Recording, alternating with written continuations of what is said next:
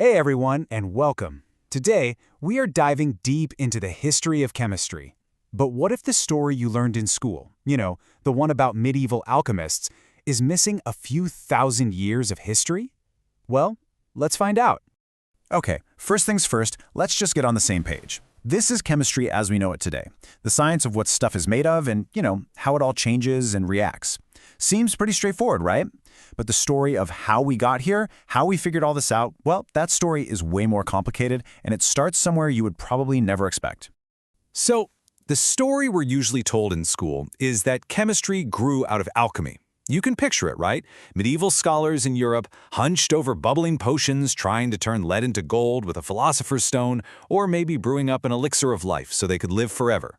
And all of this, supposedly, led to modern chemistry finally taking shape in the 18th century. But right here is where the story we all know leaves out this huge piece of the puzzle. A piece that basically rewrites the entire timeline and pushes the starting point back thousands of years earlier than you might think. See, long before modern chemistry was even a twinkle in Europe's eye, a really sophisticated chemical tradition was already thriving in ancient India. It was called Rasayan Shastra, and this wasn't some weird fringe pursuit. No, it was woven right into the fabric of everyday life. I mean, just look at this timeline. It really puts things into perspective, doesn't it? We're seeing hard evidence of advanced chemical processes, things like glass making and dyeing, in India a full, get this, 2,800 years before modern chemistry supposedly even begins in Europe. Just let that sink in for a minute. And we're not just talking about theoretical knowledge that was locked away in old texts. The practical, real-world applications of Rasayan Shastra were incredibly advanced and a part of everyday life. Seriously, the range of things they were doing is just staggering. I mean, everything from forging metals and creating colored glass to making permanent dyes, perfumes, and even gunpowder. This just shows a deep, practical understanding of chemical reactions that was applied to pretty much every aspect of life. And here's a perfect example of their skill. Archaeologists found pieces of this ancient pottery that have this unique golden gloss. To get that finish required such precise control over the kiln temperatures that, well, even with all our modern technology, we still can't figure out exactly how they did it. It's a total mystery. They even developed soap. A chemist named Chakrapani is credited with figuring out how to combine mustard oil with alkalis, which are basically chemical bases to create it. And that fundamental process, it's something we still use, in one form or another, every single day. And believe me, this knowledge went way beyond just simple mixtures. Ancient texts like the Charaka Samhita actually describe how to prepare powerful, corrosive compounds like sulfuric acid and nitric acid. Look, these are complex substances to create even in a modern lab, which shows a really profound understanding of chemical synthesis. And you know what? The proof of all this mastery is still visible today.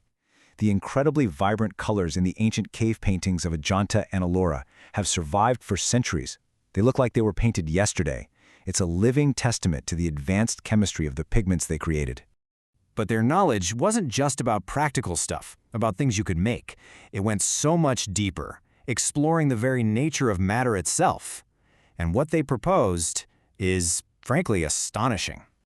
This is Acharya Kanada. Around 600 BCE, he proposed that all matter was made of tiny, indivisible particles.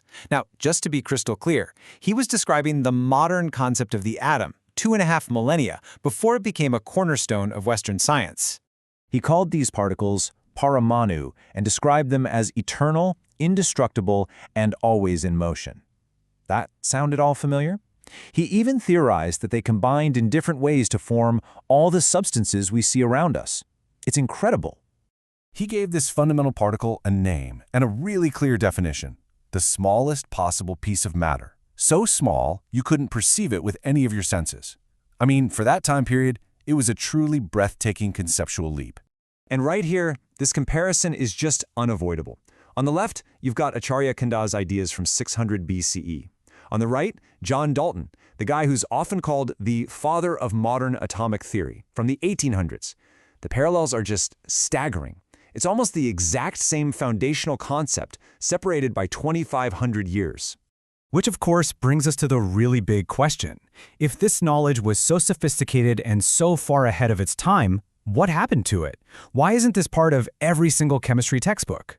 Well, the decline was gradual. As European scientists and Western systems of medicine were introduced to India, especially during the colonial period, the focus just shifted. And over the course of about 150 years, these incredibly vibrant indigenous traditions were slowly overshadowed and faded into the background. But here's the kicker. That ancient knowledge is far from irrelevant. The same texts that discussed atomic theory also describe reducing the particle size of metals so they could be used in medicine. Today we have a very, very modern name for that exact concept: nanotechnology. And that really leaves us with a final, pretty provocative thought. As we push the boundaries of science today, how much are we simply rediscovering ideas from a brilliant past we've almost completely forgotten? It's definitely something worth thinking about. Thanks for tuning in.